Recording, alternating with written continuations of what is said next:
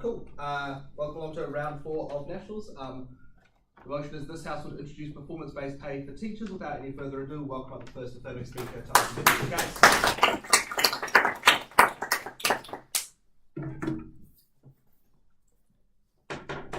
Just check if I speak this loud, everyone can hear me properly.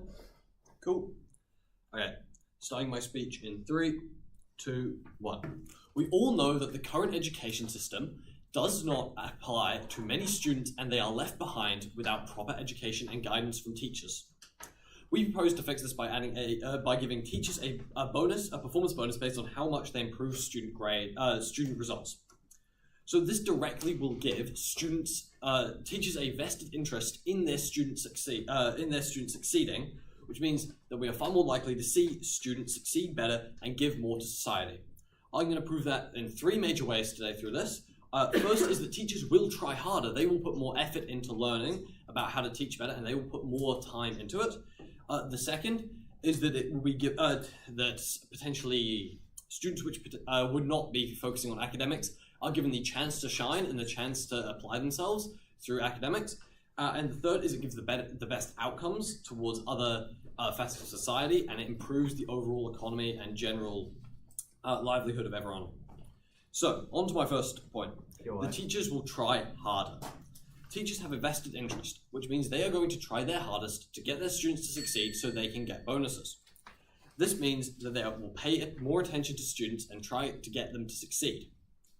Many students, traditionally, who sit at a not achieved or an achieved or low grades, often fall to the wayside as teachers focus on those who are at the top, rather than focusing on everyone in the class like they should.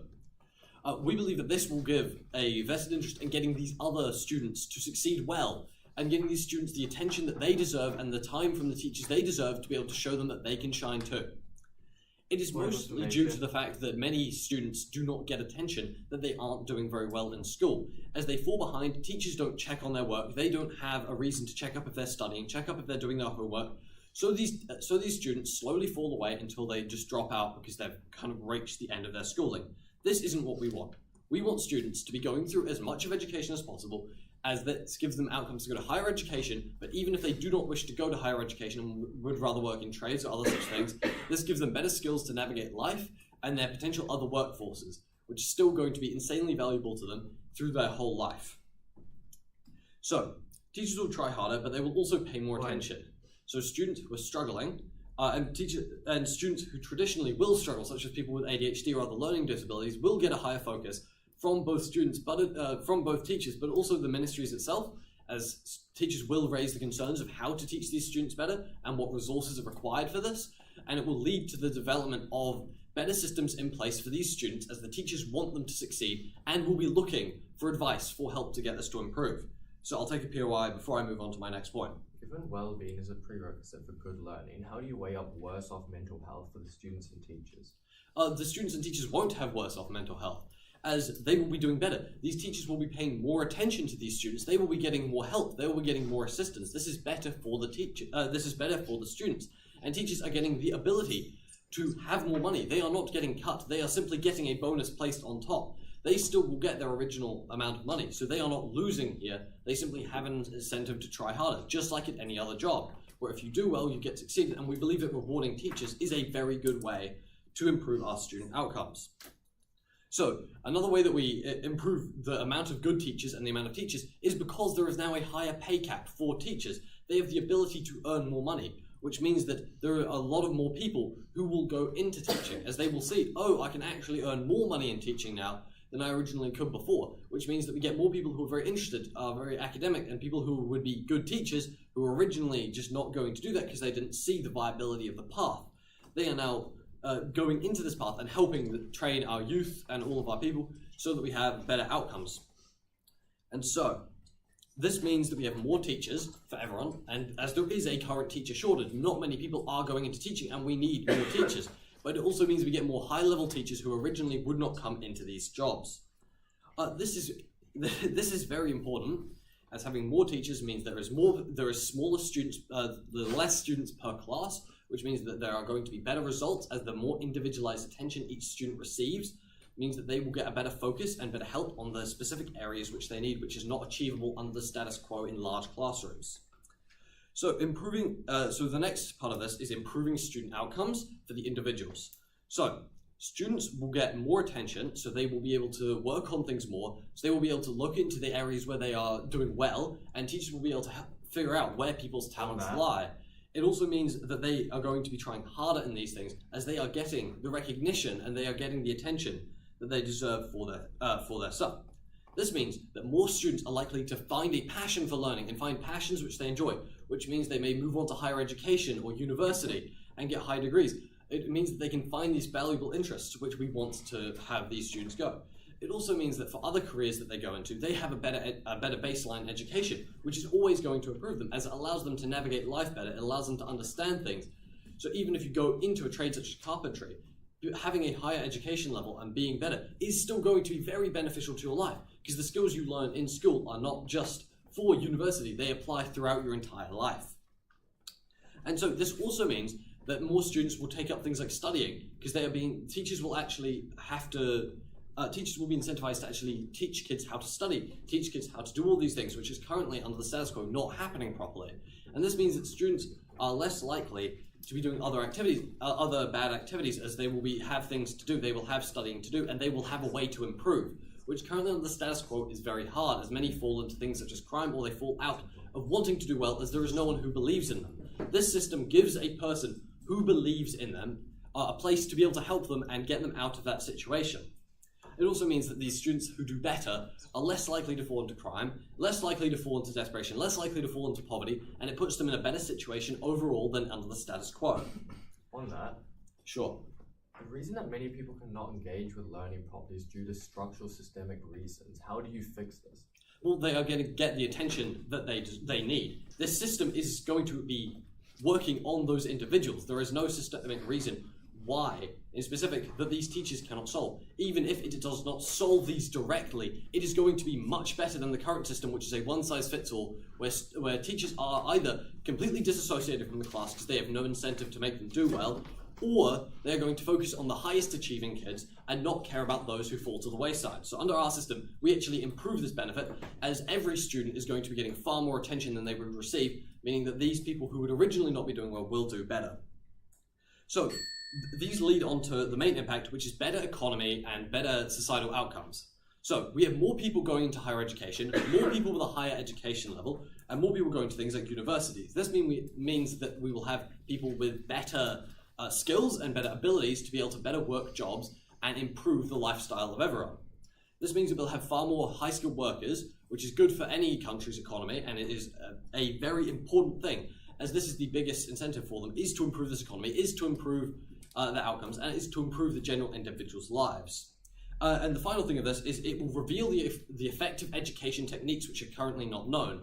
When there is an incentive for these teachers to work hard and do well, they will find these systems which work, the education systems which let students do well and help them succeed, which currently there is no incentive for teachers to try that. But under this system, they will be looking for the best possible systems rather than just working on what's the bare minimum effort for them to do this.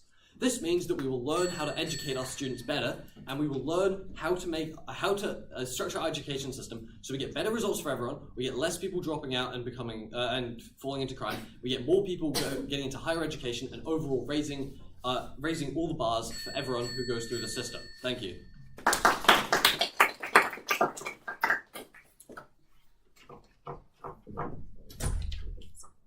Awesome. I thank first affirmative for that speech, and welcome our first negative to open up the case for the negating team.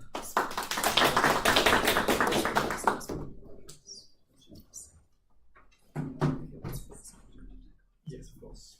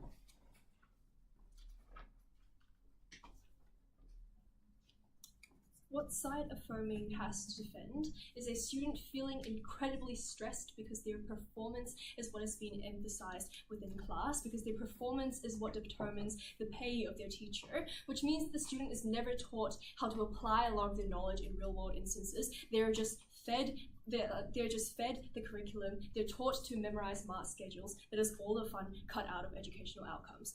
3 things in my speech today. Firstly, I'm going to do some setup. Secondly, I'm going to explain how quality of teaching gets worse. Lastly, I'm going to talk about inequality between schools. And note here that rebuttal will be integrated. Firstly, in terms of setup, right? 1, how does teacher pay actually work, right? Because generally around the world, pay is going to be set by governments for most of these public schools, right? And pay is negotiated by the teachers' union. And we think that teachers' union is just quite bad at negotiating pay on both sides of the house, which means that the teachers union just has very little power relative to the government, and the general public who just are not teachers just do not really care about teacher pay because they just do not see how teacher pay is going to be tangibly impact educational outcomes when they do not understand the sort of background work that teachers have to do. They have to invest a lot of time, marking outside of paid hours. The general public just doesn't really care, right? This explains to you why the pay disparity is probably going to be quite bad on side affirming, because in order to pay one teacher more and have increased amounts of bonuses for this one teacher, another teacher is probably going to face lower wages or face lower bonuses or just having less pay increase to match inflation, right?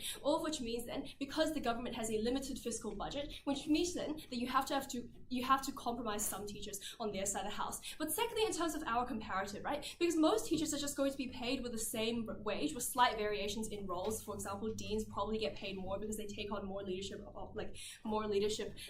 obligations, which means that they probably have higher wages. But I think that is largely universal and set by unions and the institutions. So most teachers are paid the same on our side of the house. But note here that if AF wants to fiat in that the bonus is just a layer on top of pre-existing pay that doesn't change, we can probably just reallocate this pay to increase pay for all teachers to some extent, even if it is less. We think this is still good for teachers in general. Okay, now I'm going to first explain to you why the quality of teaching gets far worse on their side of the house. 1, let's characterize these teachers. Firstly, they're obviously passionate about their job. A, because they have incentive to see their children succeed on either side of the house, right? Because you go into teaching out of passion as opposed to the pay, you feel incredibly meaningful, you feel good when the student is finally understanding the math problem. When the student submits an essay and is beautifully written, you feel incredibly accomplished because you are the person who's facilitated that sort of improvement in a child that you probably care a lot about because you've seen this person grow throughout the course of their education. But B is that teaching is a tiring job with relatively low pay because public school wages are paid by the government, who has a limited fiscal budget, which means that teachers also just have to work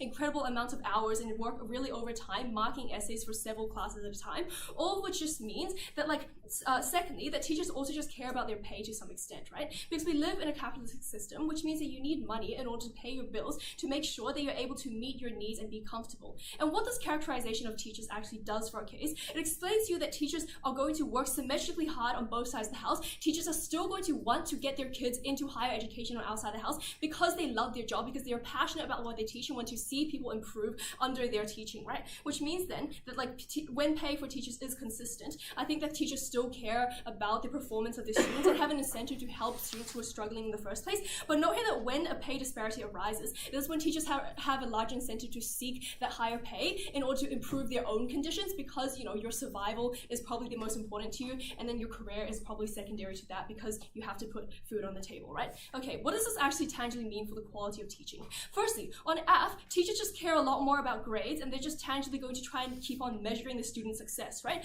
A, this is trying to teach solely due to curriculum material. This is like teaching to the book or spoon-feeding students content to do with assessments and encouraging students to memorize things that telling them exactly what to write, right? But B, in terms of pressuring students into assessment a lot more. This is like emphasizing the importance of interests and threatening to publish grades to parents or just frequent assessments to constantly check and force improvement upon these students, right? This means that there's going to have a lot more pressure that students are going to face by their teachers because teachers just want to increase their pay, they want to increase their performance, right? And I think this is going to be done in an incredibly toxic way. Yes? Do you think putting more stress on students increases their ability to learn?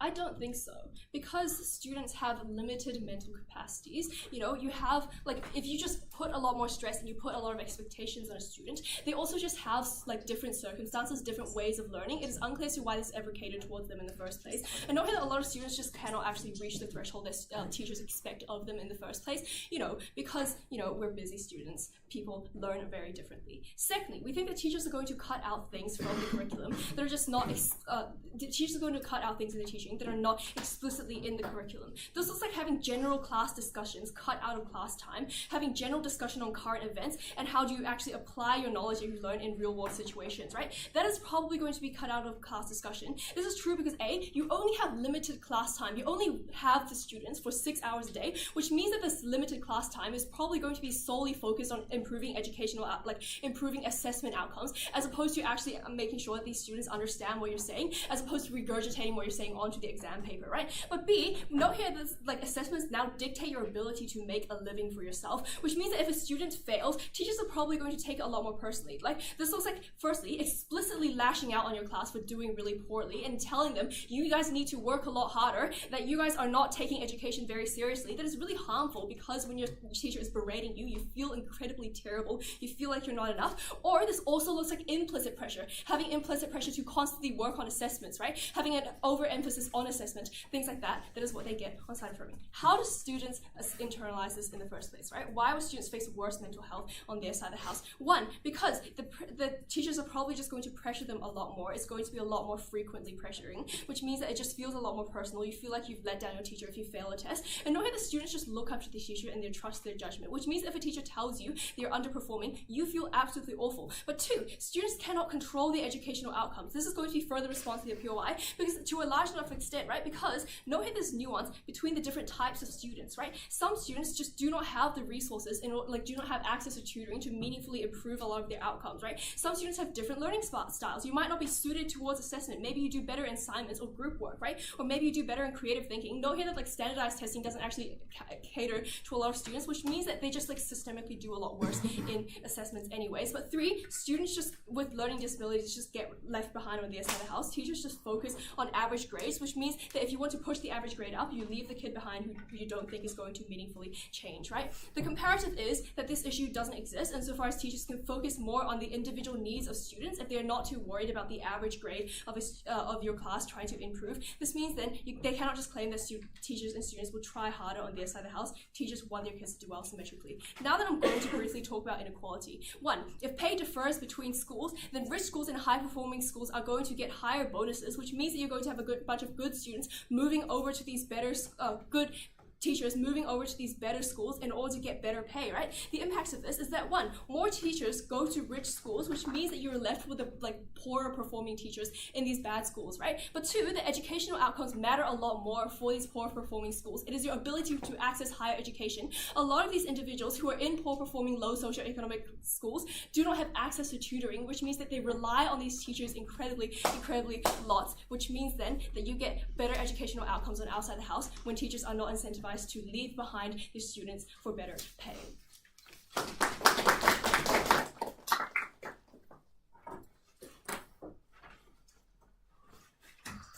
like to thank the speaker for their speech and invite up the second speaker, I'll see you presentation.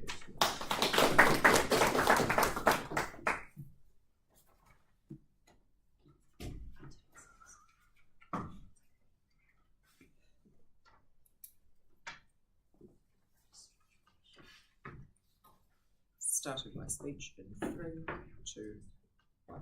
4 things to my speech here. Firstly, to address their setup and characterisation. Secondly, to address their point on stressed students. Thirdly, to address their point on inequality. And then fourthly, to bring in my split point on love of learning. Okay then, onto my into the setup and characterisation that we hear from their side of the house. We hear a lot about teachers get paid really badly because of inequality. We don't think that, and also talk about how it's going to lower the average pay. Firstly, we clearly model it as bonuses. We think we do that insufficiently. We don't think that they can claim it lowers the teacher's pay. They also try and run a counter model in there that they can just reallocate the pay to everyone. We don't think that's realistic. We don't think the government has a high enough incentive to do that because that's not obvious how they can campaign that to be a really, really good point. We think when it's something like unique, like adding bonuses, it's realistic. We don't think that's a realistic countermodel to bring in.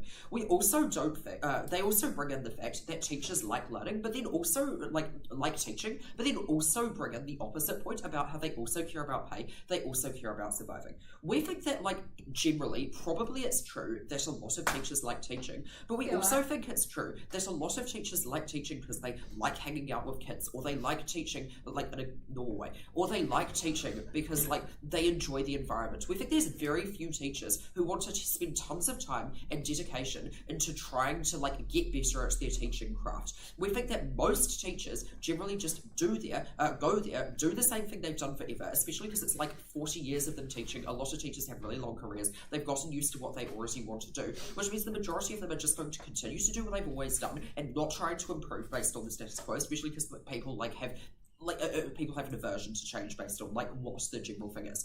When now, as they characterize, because they care so much about the pay, they're going to force themselves to change. They're going to force themselves to go home and look on the teachers committee about how to become a better teacher, because now they're inherently, as we cited at Michael, their money and the ability to survive is now inherently tied to their ability to teach well. So it goes from just being, I care about teaching, I care about my kids, to not only do I care about my teaching, caring about my kids, but I have to get away from my stereotypes and the thing that I learned 30 years ago, and I have to keep up to date, because it's really, really easy to use self-justification to explain why your teaching is fine, and not that easy to actually have to change it. So you need some catalyst, and that catalyst is going to be increasing people's pay. We also want to note that generally teachers liking teaching and stuff, that's mitigatory, but we think that because there are going to be a lot of teachers who that doesn't apply to, it's enough that we can win even if we buy that tons of teachers like teaching, because of course they can never claim that literally every single teacher loves teaching, is going to put all the time in to try and become the best teacher they can be, because that's just patently not true. Okay then, on to stressed students. We hear from their side of the house that sorry. First, I'm going to cite my POI. I'm going to bring in why that was relevant. I asked them whether stress will help people's learning, and they respond with no. I think that was a really great response from our side of the house, because I think if you can buy that being stressed isn't going to help learning, which we think we both agree with on both sides of the house, then you can also buy the fact that when teachers have to put in a bunch of effort into seeing what's best for people learning, they're going to very quickly realise that stress probably isn't great. We think you go through university and hear that when you put a bunch of stress on students, it doesn't work. We think when you go through university and people are going to tell you, don't say if you fail this assessment, tons of bad stuff happens. We think generally you're going to put as much effort as you possibly can to try and remove the amount of stress, because even though your implicit reaction, which is true on both sides of the house, because as they said, teachers probably want them to get good grades because it reflects badly, poorly or goodly on them, either on either side of the house, you still want to be seen as a good teacher. On their side of the house, they've got no incentive to not be stressed at their students. On our side of the house, it's reasonably obvious. We think it's pretty obvious to the ordinary intelligent voter that being stressed doesn't help you learn, so they're quickly going to recognise that, hey, maybe I should try and train my brain to not get stressed at my students, which is why we think that's really, really good, and we think that mitigates the majority of stressed students. But we think there's still some things in terms of how inherently you might the other thing we hear on stress students is assessments, and how you're going to put more focus on assessments because those are the things where you achieve your bonuses for your grades. We firstly think that's pretty symmetrical. Most teachers don't put they try and paint school as this utopia where everyone talks about current affairs and has a good time. We don't think that's realistic, but we also think the point of education generally is to teach you things. We think therefore on both, is it going to help you teach things if you make the students enjoy the environment? We think this is pretty implicit, that yes, it's going to help you teach things if they enjoy the environment. Therefore, you've got a bunch of teachers who are going to be looking at what's the best way to teach my students, and they're going to say, hey look, all the teachers who get their pay bonuses are the ones who have a cool class environment, as they said, don't have people get stressed. I should probably model my teaching on that, because generally, even if you think that you just want to get your kids past the assessment, I don't think that's actually going to help people learn. And even if you try to do that, I think you're quickly going to realise that just focusing on assessments isn't the best way to get good grades in the assessment, because you need your students to like learning, you need your students to want to come to school, and you need your students to put the effort in. And that comes when you do stuff like teach kids about current affairs, like have fun, like have a debate, whatever. That comes only on our side of the house when they have an incentive to make the environment better. Whereas on their side of the house, they just want to do what's easiest, they want to do what they've always done. Okay then, on to their short point on inequality. They say that if pay is better, good, like a general thing about like paying people better on students, like teachers, how good the students are, we hear this all the time. If like pay differs, good schools get good bonuses, get good teachers, get good students, etc. We think that is like inherently different on our specific model. Why? Because we think when you have like a really good school, the people who have gotten to that school are probably the ones who are like already really, really intelligent, who already really, really love learning. We think at your like cool Auckland colleges, the majority of people there are probably great at learning. They've already got like high excellences.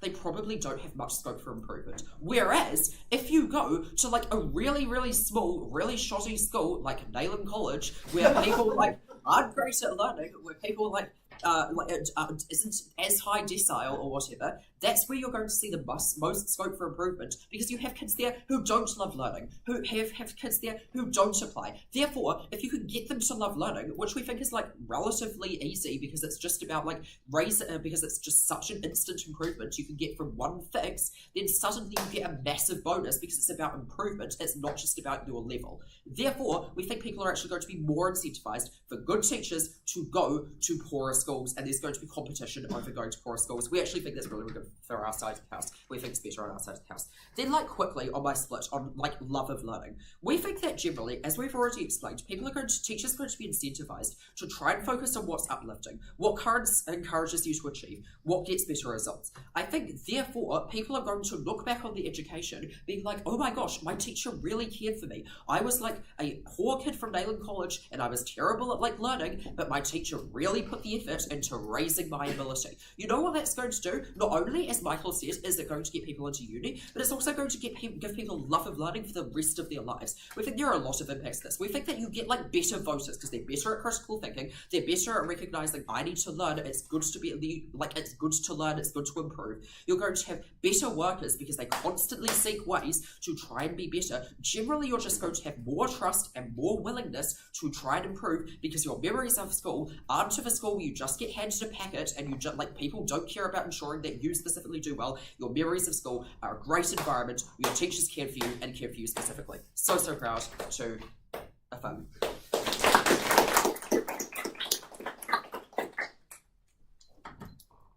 like to thank the speaker for their speech and invite up the second speaker, Kahurangi.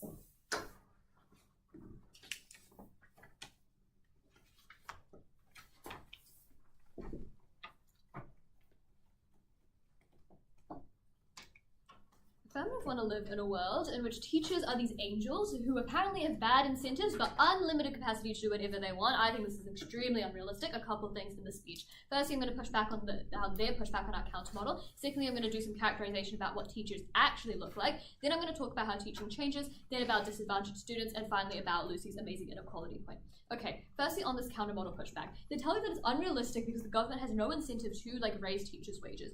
Note that like teachers' wages have been very contentious in the last like few years, so I think think it's believable that the government probably does have a lot of pressure from unions to increase wages. I think at the point at which the government has like reached the tipping point of actually doing something about teachers' wages and introducing this new model, I think it's very fairly within our capacity in this debate to say that like you can reallocate that money to genuinely do like even a marginal increase on teachers' wages. We never hear good enough pushback on this. But note that we still win even without this, even by just defending the status quo. Okay, now some characterization on teachers, because I think the characterization has like they've never met a teacher before, because they tell you that like one, teachers like have no incentive because they like to improve their system, because they tell you that like teachers are teachers because they've gotten used to it and they're like not trying to improve. One, they got into teaching for a reason, right? They didn't just like spawn there like an NPC. The reason they got into teaching, the reason they went to like university and then chose to use that degree to go sign up for high school, the reason they get up every day and come to work, the reason they change jobs, like the reason they go between schools and actively choose to change jobs is because they love teaching. I think we give you amazing analysis at Lucy why teaching is not a very well paid job, right? Yeah, why? If you're just like going along with this every single day, I think like as you're seeing your wages drop in like regards to like the economy, and you're seeing like it get harder and harder for you to maintain like your standard of living because inflation rates are rising, that is an active decision you are making to stay in this career every single day. They can't make it seem like you were just like going along with the flow, right? This is your life, this is your career. You are thinking actively about this. You actively want your students to improve, right? What this does to our case then is that I think it tells you why teachers who are in this profession, who have maintained this like position despite all of these like external pressures they have to leave it, right? What this means is that they genuinely care about their students. They genuinely have an incentive to work for them, right? Note that most teachers don't have like a degree in education. Most English teachers have like an English degree and then go into English teaching. What this means then is that they have other opportunities they could go into. They could go into journalism with that degree. They could go into like university lecturing and go back to university and like go get a higher job or whatever, right? They actively choose to stay in teaching because they care about high school kids. They want them to do well, right? What this tells you then is that whenever they try to tell you that teachers, oh, they're going to try harder, they're going to want to improve, right? I think this is just like very shoddy characterization. I'm going to go into this now in my next point, right? When I tell you that, when I talk about like how teaching changes, they tell you that teachers are going to figure out what systems don't work and then they're going to create like new systems of learning, right? A couple things here. A, I think I tell you why. I think I already outframed this when I tell you why like teachers do have an incentive to get better on both sides of the house because they genuinely care about these students and about their teaching, right? But B, teachers presumably want promotions on both sides of the house, right? So it's good on both sides of the house for them to have like a class that is giving them positive feedback, right? Note that this is exclusive because it's not about like getting better performances. It's about like which students have been reporting that they're like happier in your class, which teachers have like a good reputation around the school, which teachers are known as the teachers that people want to get. I think this shows to you on both sides of the house teachers want to like do well in their teaching, right? But it's like, see, like what are teachers like actually doing in the class? What meaningful changes do they believe they're doing if they don't think that they're doing a good job teaching, right? I think regardless on how you want to say teachers are doing well or not, teachers believe that they're doing a good job teaching, right? I.e. you're making active decisions because you believe they're doing well, right? When you're marking essays, that is hours and hours of your time. You believe you're marking them well. You believe that your teaching methods are conducive, right? But then going back to like their specific like thing about here, about teachers going to create new systems, right? I think it's just very unrealistic to say that teachers are going to do these like in-depth like studies and like pattern recognitions of like, okay, so I did this for one class and like they responded well, but I didn't do this for another class and they didn't respond well. Like that takes an incredible amount of capacity, right? And I think what falls apart here is that teachers do not have this capacity. I'm gonna do my substantive contribution. I tell you about like how teachers' capacity actually looks, right? Because they tell you that like, oh, teachers can go home after work and then design new systems, right? These teachers who are going home after work, this is like a mom who has worked like who got to school at 8 a.m, got home from school at 4:30 p.m. Now she has to go pick up her kids. Now she has to go make lunch for her kids. These are your actual teachers. These are your working class teachers. These are not people who have time to go after they've done the cooking, after they've done the cleaning, after they've helped their own kid with their homework, after they've gone and cleaned the house. Now they're going to go and like sit down at their computer, create new systems of teaching, right? By the way, what are these new systems of teaching? We never hear about them. What is like this new amazing system that's going to help all ADHD kids? And why does a working class teacher have the ability to solve these problems that centuries of like researchers for education have not been able to solve? When all these researchers are not able to solve how to like help ADHD kids within our current education system, why does your average math teacher have the ability to solve this? They never tell you this. They never tell you what these systems are. They need to do this in order to prove any of their impacts, and they never do it. But then then at the end of this, even if you don't believe this, right, they tell you that this is all going to like stop stress for students. It's going to give students this amazing well-being, right? We tell you, Lucy, that a lot of the stress is implicit. It's not necessarily always the teachers like getting mad at their students, right? Because I think I tell you why. right? A lot of teachers probably don't want to do this. But note that I do think the incentive for teachers, or the probability of teachers to get mad at their students does probably go up on our side of the house, because they can't just tell you that on both sides of the house teachers want their students to do well in this or they want the students to do well in assessments, and this is like a symmetric incentive, right? Their side significantly increases that incentive by giving them like an active reward when they get the students doing well in assessment. This makes them far more likely to care more about this to the point at which they get stressed and get mad at their students. Even if you don't believe this, a lot of the stress is just implicit. If your teacher is a nice person and you want them to do well, you want their kids to have food on the table, you feel bad when you don't do well in assessment. You feel like it's your fault. And note that the kids that this affects the most are the kids who are not do well, who probably already believe that they're inherently dumb, who probably already believe that and feel guilty about the fact that the teacher is spending all this time behind them and they're still not doing well. These are the people it impacts the most. These students are not going to change just because they are going to logically do the steps of oh yeah, I guess wasn't my fault because my teacher's trying, right? These people believe that they're trying their best because they are trying their best. They're still not doing well. These students are the ones who are going to feel guilt and feel stressed. They never actually tell you why the students don't get disadvantaged.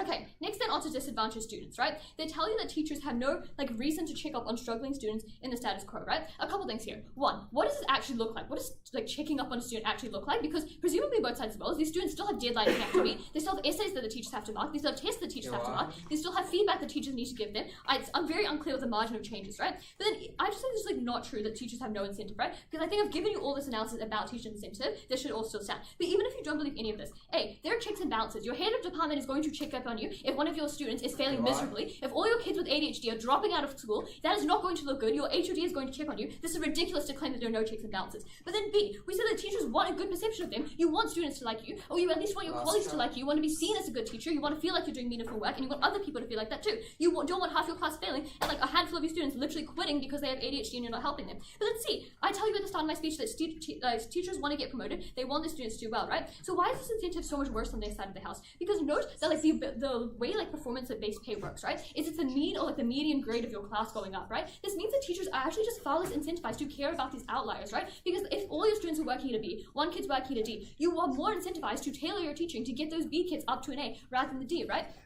And what does this actually look like in class? Because I think this is very unclear.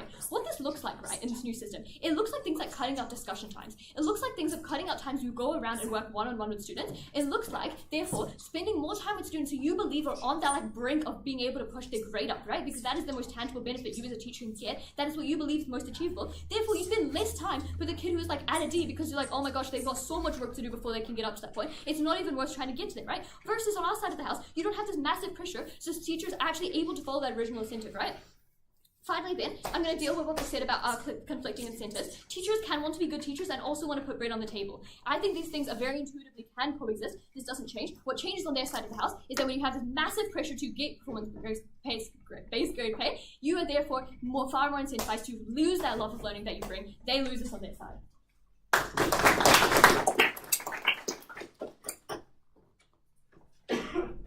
I'd like to thank the speaker for their speech and invite up the third speaker of the event.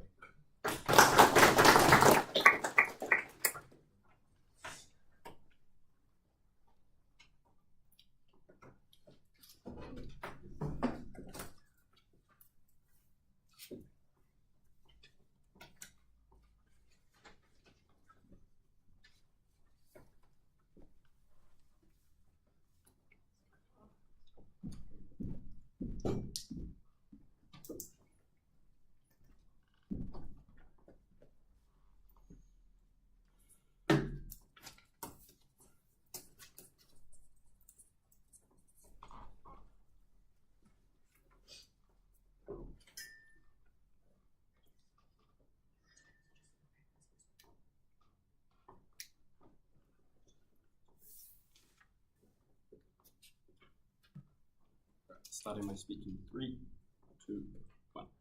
I think the whole of the negating team's case hinges on the fact that teachers inherently have a vested interest within the students they are teaching. But the problem is the negating team never gives you any definitive mechanism to why this is the case, whereas on our side of the house, we definitively prove that teachers are going to be more vested, more interested in getting the success of their students by having a driving factor, which in this case will be increased pay. All right, throughout this debate, two main points of clash. These are, why does paying teachers based on performance increase the performance and student results? And then why does paying teachers off performance allow society to grow and become better overall?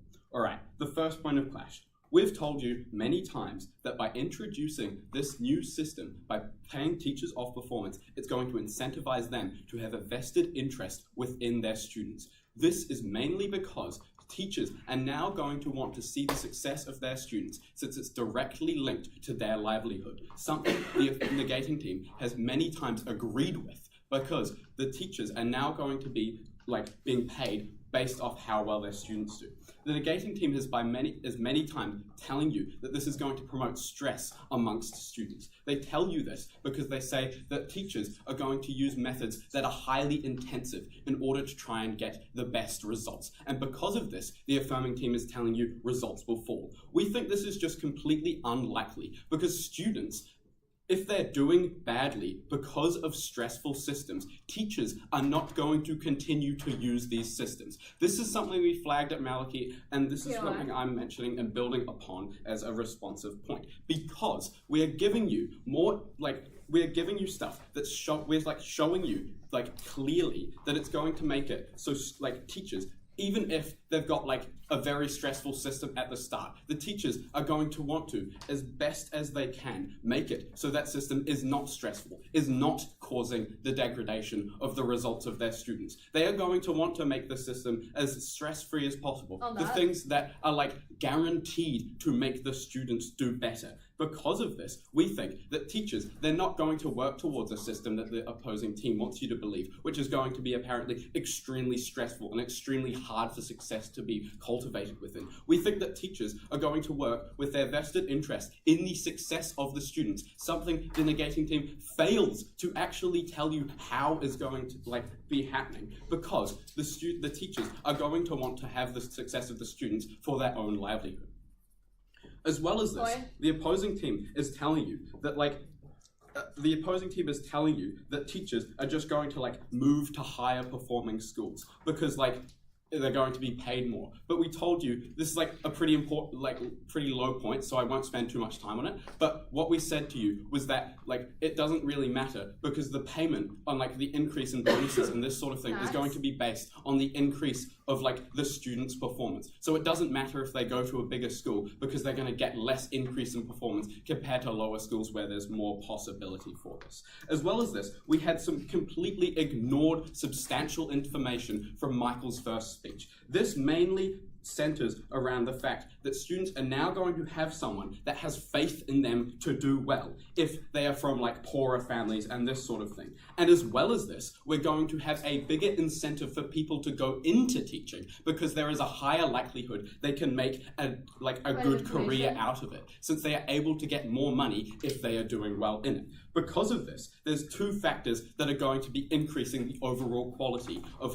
the students' education and results. This is mainly because we're telling you, back in first with Michael, we've told you that their teachers are going to want to have as much faith in the student and as much interest in the student's results as possible so they can cultivate the best results, which directly is linked to them. This is something that the opposing team fails to actually tell you why is going to happen on their side of the house, because they have just told you that the teachers are apparently these amazing people who want to see the success of their students. While we do see many teachers have this motivation, a lot of teachers also do not. It is not guaranteed that by virtue of being a teacher, you are inherently going to put as much effort as possible into the success of your students. The opposing team, even if you don't buy what I've just said, the opposing team has failed to actually give you substantive information to why that is true. And because we have given you substantive information about the fact we now have an economic driving factor, something extremely important in the everyday life of a teacher, we believe it's going to be the most important and the best way to increase the results.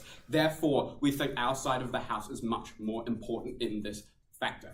Because of this, I think we can strongly win the debate on this point, since we're telling you that overall, teachers are going to be more motivated both to get into teaching and to teach. Because of this, we're going to get an overall better quality of teaching. This quality of teaching, as flagged in Michael before and Maliki, is going to overall increase the amount of success of students. This is going to have wide-reaching views, such as taking people out of crime because they're going to be studying more, and things just better overall success in life, things that they can learn that can be applied to all sorts of things, may it be future university degrees or just trades. It's going to be wide-reaching, the results and the importance of having better teachers. All right, I'll take that point of information. Why does your working class parent of two math teacher have the capacity and ability to revolutionize teaching for ADHD kids?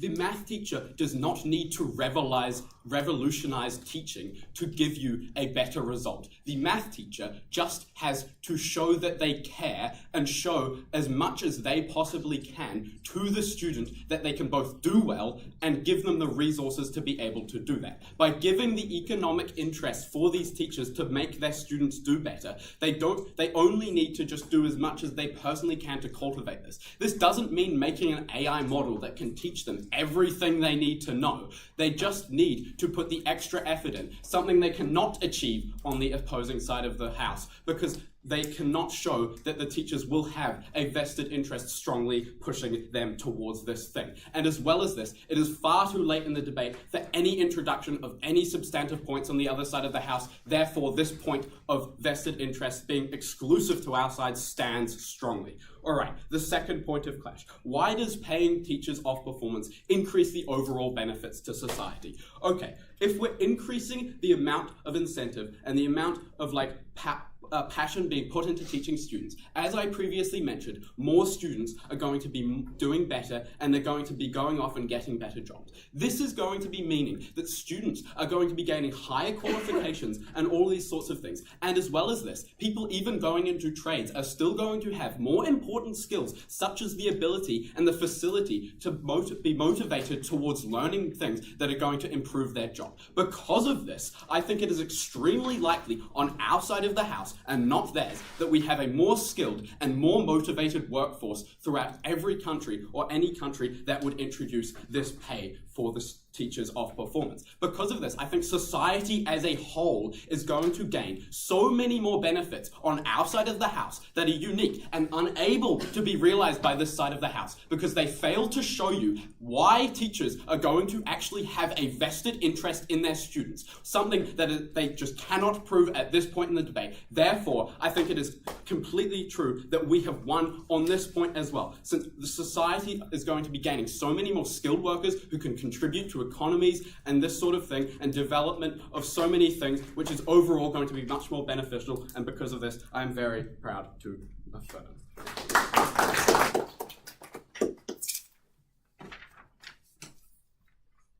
I'd like to thank the speaker for their speech and invite up the third speaker in the debate.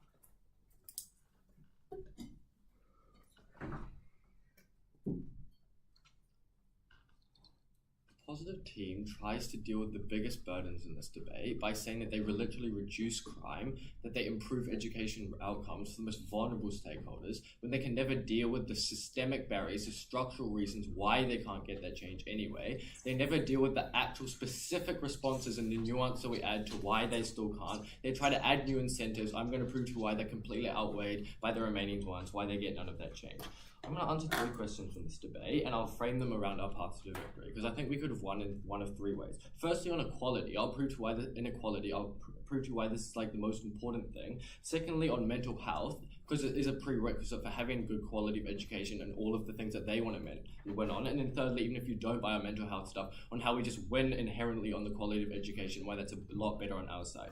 On inequality, I think they tried to make a lot of claims here, because they tried to tell us that teachers go to poor schools because this is where the most improvement can be made, and that in like Auckland schools, everyone just knows how to learn, and that's where like no great improvements can be made. But I think firstly, bad performing like students can be found in all kind of schools, even in Auckland, even in like the top Maclean's College and stuff. There are still bad like performing like students. There are still students that can be improved. The way that they literally function is that they have like streams and stuff. There are always students that can be found. But notice that the kind of margins that they're trying to win on is that if they get any kind of change of these bad performing students, that creates improvement. If you buy that such a small group plan, then you probably buy the small group in like a school that is quite high performing is enough as well. That's why improvement can be made even there. They don't have to go to poor schools. But I think secondly, this is where they lack nuance, because they don't understand that teachers have other incentives. They want to have families in more urbanized areas. They want to have better facilities. They want to have better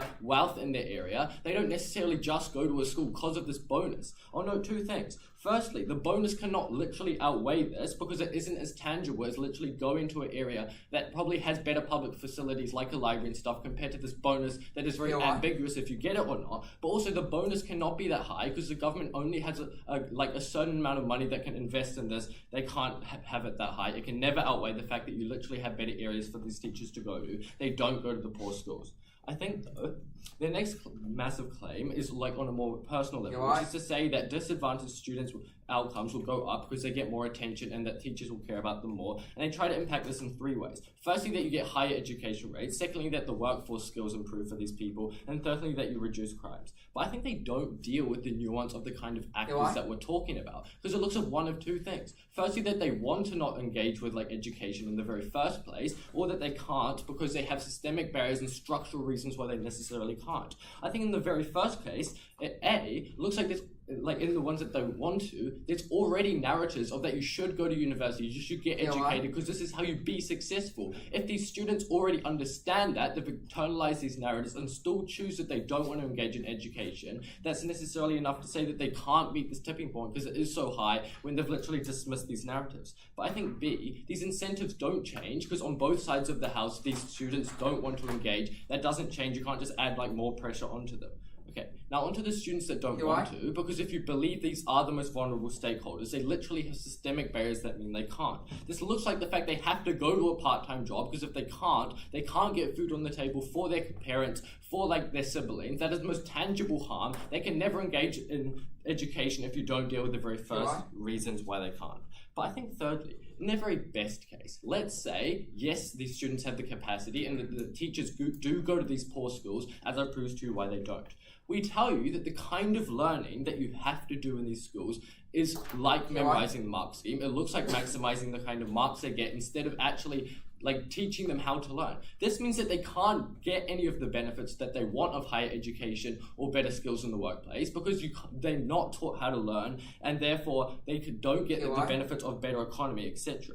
I think, though, that they try to tell you that you can model off teachers that are doing it well, and therefore that you want to make your class very engaging and it doesn't look like memory in the marks. But we told you at pressure, and they never sufficiently responded, that it's very ambiguous because everyone learns in different ways. You can't get a sufficient trend, that is to say, to like learn in this way, like with class discussions compared to other ones, because everyone is a dynamic being. They learn in very different ways. That isn't enough. I think that why you should note this is very like important, because we told you why teachers don't go to poor schools. We told you even if they do, why they don't teach well enough for these students to be uplifted out of like these kind of workplaces. But thirdly, that is just a lot worse off on their side, because what does this inequality actually look like? Because in their best case, where they're now memorizing, it means that specifically these poorer schools that have to have these like systems in place are the ones that having to memorize mark schemes. That means it's the poor people coming out of education that are worse off in the workplace. These are the people that can't, because let's look at the comparative. Because in rich schools, maybe that they still have the bonus, but it matters less to these teachers because they have better facilities, etc. Even if it's on the margins, it means that education outcomes are worse off in poor people. I think we should weigh this the highest because they can see that these vulnerable actors are very important, but also just because these are the people that experience the most magnitude of harm because they are the most disadvantaged. Before I move on to mental health, I'll take that point. Do you think that ADHD kids are a lost cause who are never going to improve no matter how much effort you put into them? No, but I don't think a teacher can just magically come up with the solution for all of ADHD. But I also don't think that the ADHD kid necessarily can engage to the extent that you want to by that doesn't change enough.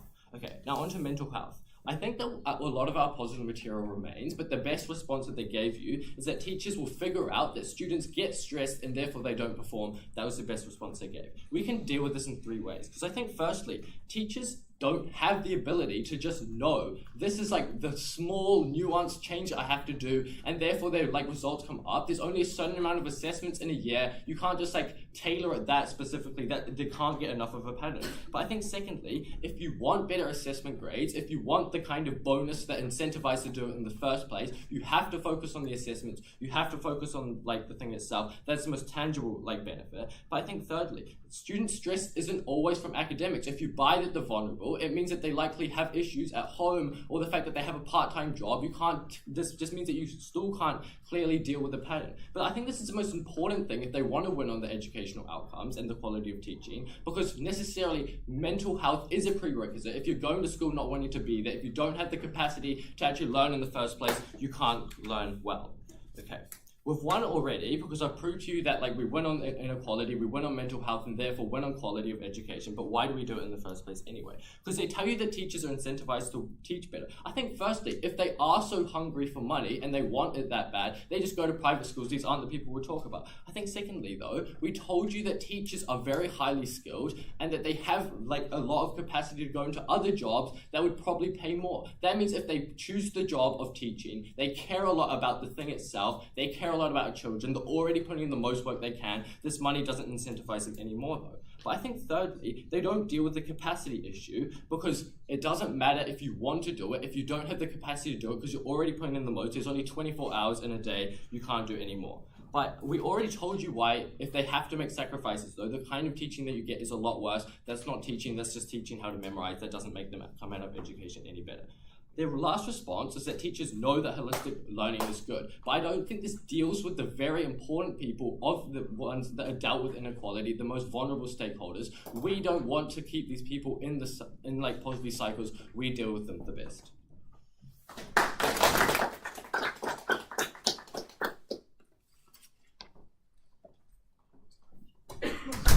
I'd like to thank the speaker for this speech, and as is customary, reverse the speaking order and invite up the reply speaker from the negating team.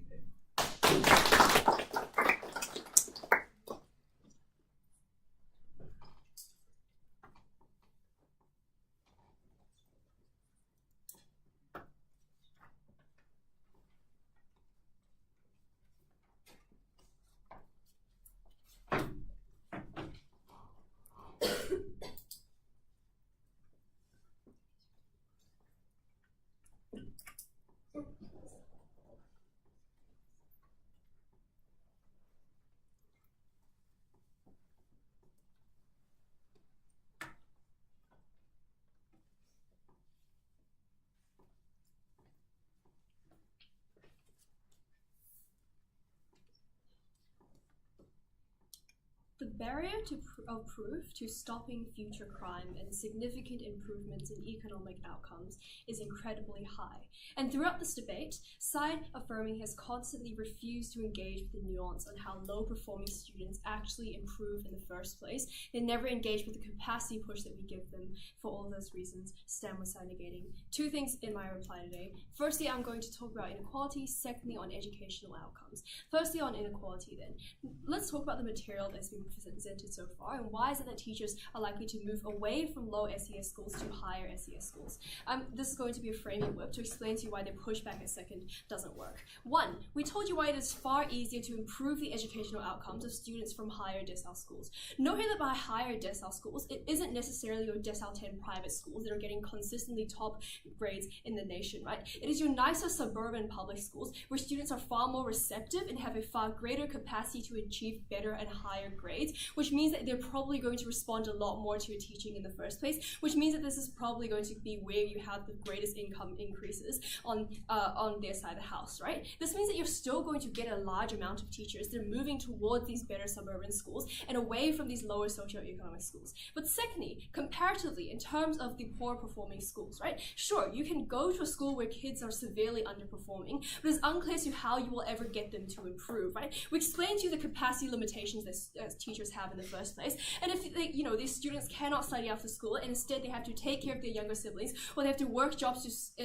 after school to survive, I think that good teachers can only do so much, which means then that these students it's very unclear as to why they will ever focus on educational outcomes, and if they do, it's unclear as to what it was actually going to do for their future. If their main goal is getting them into vocational pathways or getting them employed after school, it's unclear as to why solely increasing the amount of grades that they get is going to be very beneficial if they cannot actually utilize this in the first place. This means that all of our impacts in this inequality point still stand, right? How do we actually position this point within debate? One is that teachers constantly will be leaving low socioeconomic schools because students are incredibly unreceptive, right? This means then that students believe less in these kids, right? This flips the whipping at third, because if your favorite teachers are constantly leaving you, you do not have this incredibly important support network, right? You feel terrible because obviously when you do not have the support network, it is just important. It just feels like you do not have a teacher to constantly guide you. When you have a bunch of teachers leaving to the richer suburban schools, that is incredibly bad, right? But two is that the support gained from these teachers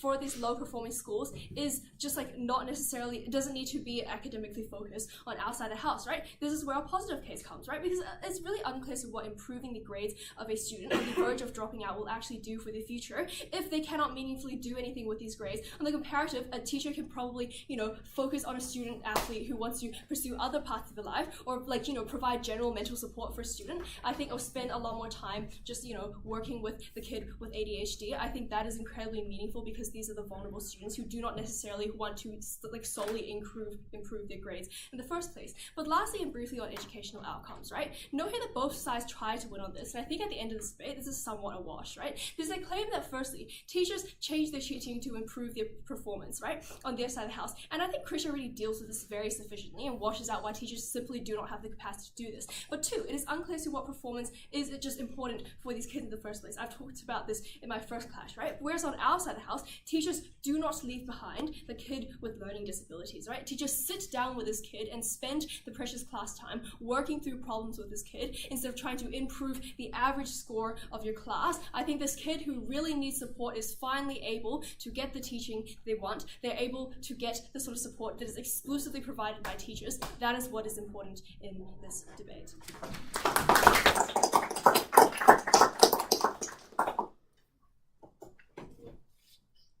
I'd like to thank the speaker for their speech and invite up the reply speaker from the engagement. So my speech in 3, 2, 1. 4 things to do in my speech. Firstly, dealing with the point of clash on stress, then the point of clash on equality, then the point of clash on quality, and then fourthly, explaining why if you edges feel that this debate is close, you must award it to side affirming, because the more teachers' point that we bring up at first and whip a bit at second is completely dropped in this debate, and we didn't drop a point throughout this debate, therefore you must award it to F if it is close. Okay then, on to the point about stress.